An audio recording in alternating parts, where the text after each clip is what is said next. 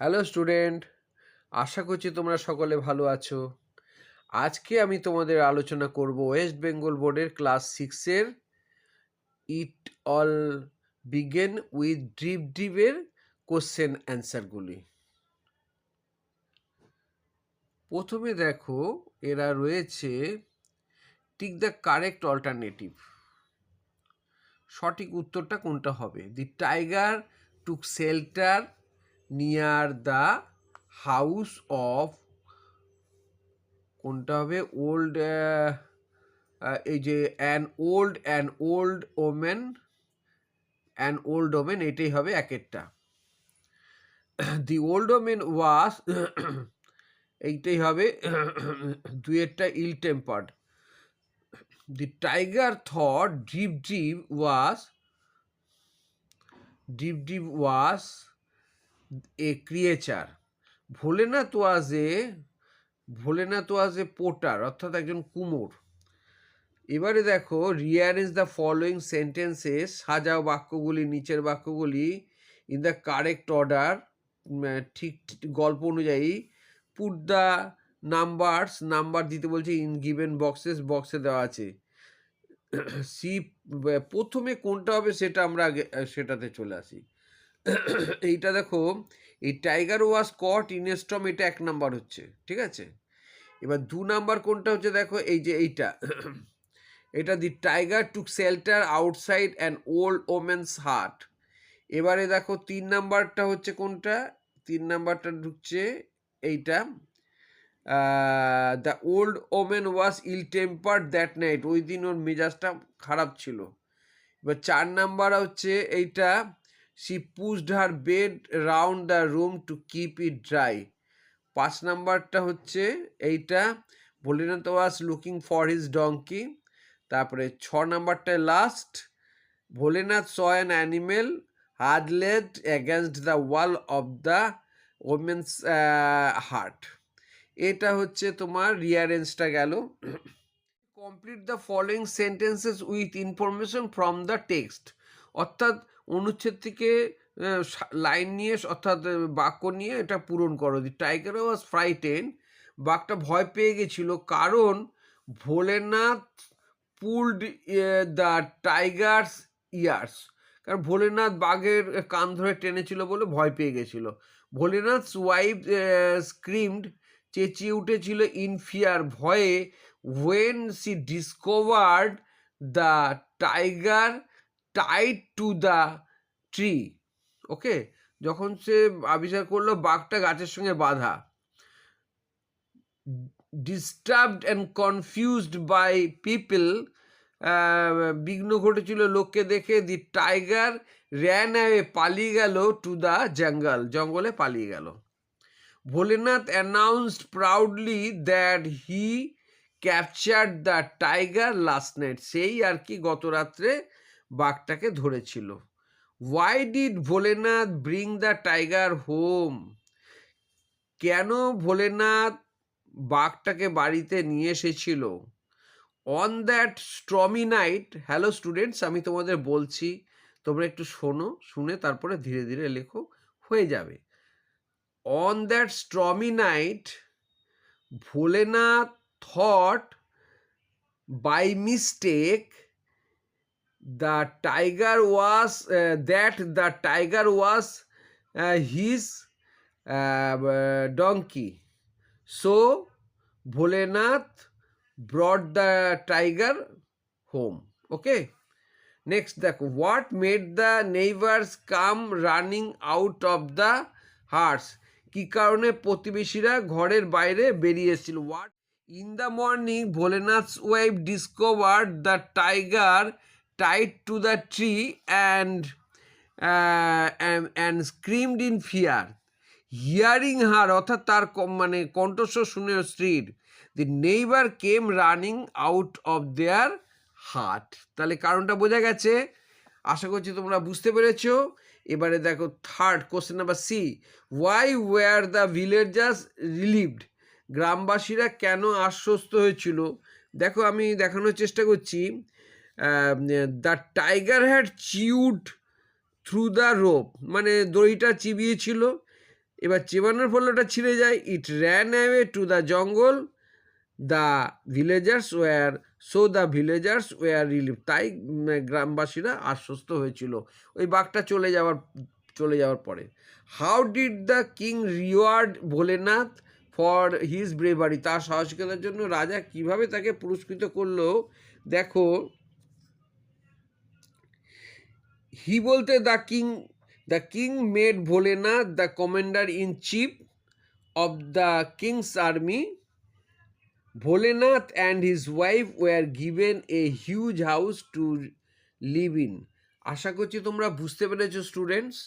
হ্যাঁ, পরপর অ্যান্সারগুলি আমি এর পরের এতে চলে যাব। হ্যালো স্টুডেন্ট, এবারে দেখো write T for true and F for false statements in the given boxes. Give supporting statements for each of your answers. দেখো, Bholenath did not know how to ride a horse, এটা বুঝতেই পারছো true. এটা অবশ্যই true হচ্ছে, ভোলেনাথ জানে না কিভাবে ঘোড়ায় চড়তে হয়। এর সাপোর্টিং স্টেটমেন্টটা হচ্ছে I don't even know how to ride a horse, he told his wife helplessly. তাহলে এটা রাইট হলো। নেক্সট দেখো, the king sent Bholenath's magnificent elephant. Magnificent elephant পাঠায়নি, এটাই বুঝতে পারছো, ম্যাগনিফিসেন্ট এলিফেন্ট পাঠায়নি। হ্যাঁ, তাহলে কি পাঠিয়েছিল? এটা ফলস হচ্ছে, এটা আপাতত ফলস করা হলো। এবার কি পাঠিয়েছিল? In the morning the king Saint Bholenath A magnificent stallion, মানে একটা ঘোড়াকে পাঠিয়েছিল, পুরুষ ঘোড়াকে, পূর্ণবয়স্ক পুরুষ ঘোড়াকে পাঠিয়েছিল। The enemy soldiers were happy to see the Bholenath. অবশ্যই নয়, মানে এখানে বলছে শত্রুপক্ষের সৈন্যরা খুশি হয়েছিল ভোলেনাথকে দেখে, অবশ্যই নয়। দ্য এনিমি, এটা ফলস হবে। The enemy soldiers were astonished, আশ্চর্য হয়ে গেছিল to see a wild looking man tied to a fierce stallion. Bholenath defeated the enemy soldiers single handedly, মানে এককভাবে পরাজিত করেছিল ভোলেনাথ, মানে এক হাতে শত্রুপক্ষের মোকাবিলা করেছিল। এটা ট্রু হচ্ছে। Everyone was amazed that he had defeated his state all by himself against 8,000 enemy soldiers.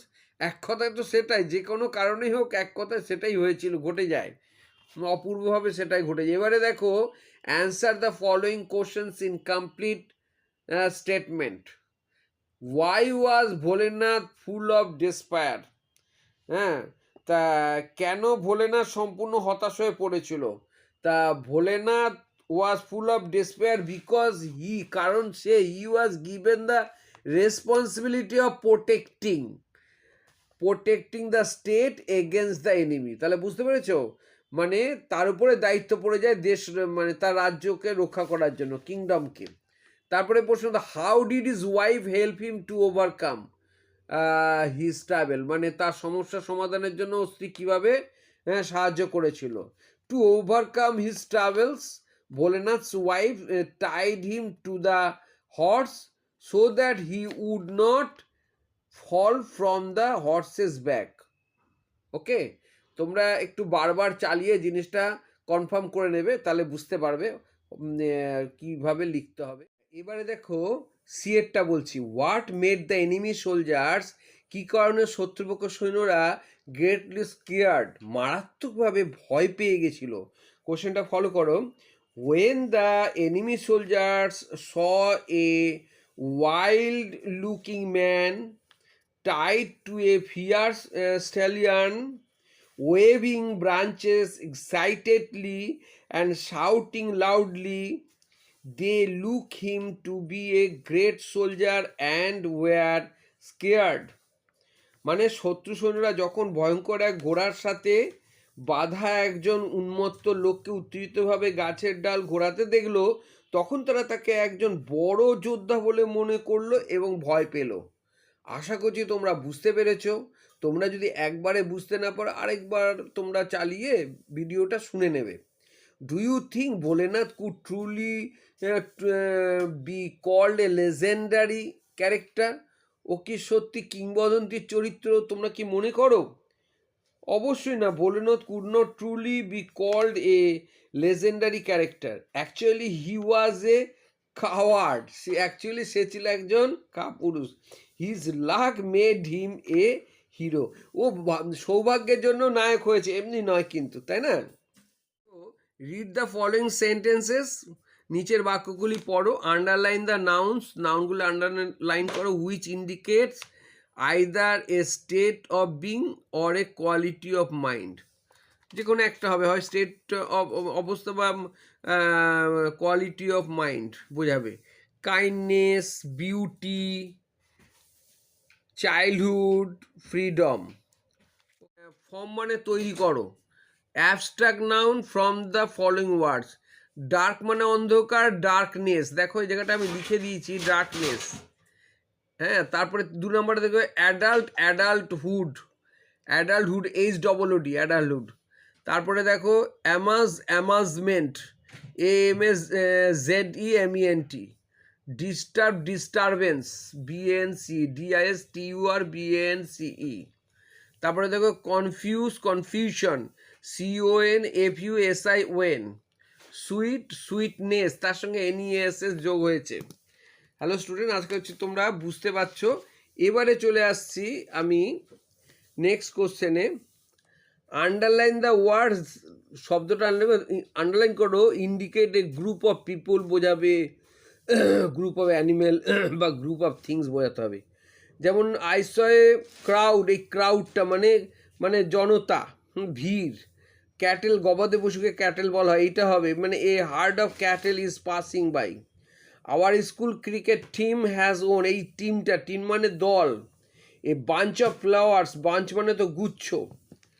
Feel in the blanks with appropriate collective noun given in the bracket.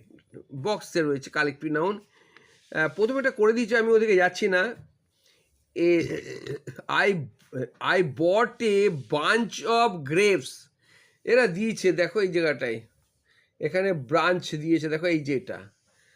তারপরে দেখো a dash of ship, a flock of ships, flock মানে দল।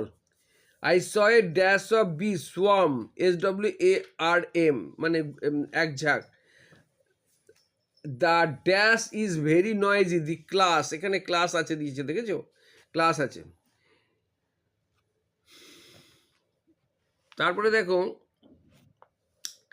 Underline the words in the following sentence, underline করো শব্দগুলি, নিচের শব্দগুলি that can be counted, যেটা গণা যায় ওটা আন্ডারলাইন করবে, আর যেটা বৃত্তের মতন গোল করে দেবে circle the words that can not be counted, যেটা গোনা যাবে না সেটা সার্কেল করতে বলছে। আই অ্যাম রিডিং এ বুক, এই বুকটা গোনা যায়, এটা দেখো আন্ডারলাইন করে দিয়েছি। আয়রন, লোহা, গোনা যায় না, দেখো গোল করে দিয়েছি। আবার দেখো স্নোই ইজ হিজ পেট ডগ, এই যে ডগটা গোনা যায় ওই জন্য ডগটাকে আন্ডারলাইন করে দিয়েছি। আবার দেখো হেয়ার, গোনা যায় না, ওই জন্য সার্কেল করে দিয়েছি। তারপরে আমরা আসছি নেক্সট কোশ্চেনের জন্য।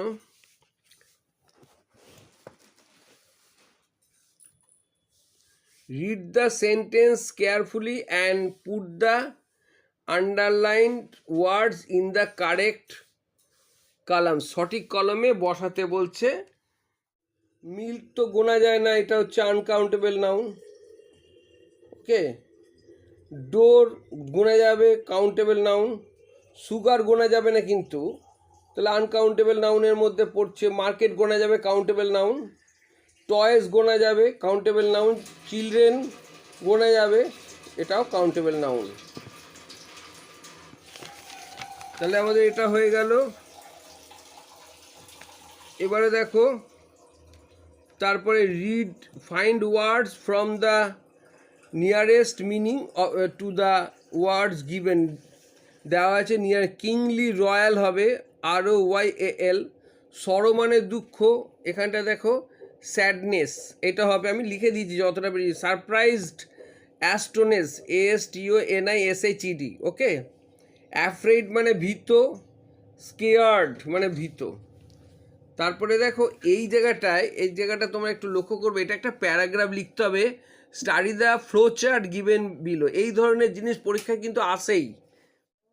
রঘুনাথ ঝা's ওয়াইফ ইজ বাণী দেবী ঝা, they have 2 children, Sobita and Sundarlal. Sobita is porter, and Sobita's husband is Birendra Lal. Birendra Lal is postman. They have one child. His name is Damu. Damu is a college student. And college student, full stop. Sundarlal is a farmer. Sundarlal's wife is Rajani. She is a homemaker. They have 2 children, Ramu and Rima. Ramu is a school student and Rima is also a school student. Hello student, আশা করি তোমাদের ভালো লেগেছে। তোমাদের যদি কোনো কিছু বলার থাকে অবশ্যই কমেন্ট করবে, লাইক করবে, হ্যাঁ, এবং সাবস্ক্রাইব করবে। Thank you for watching.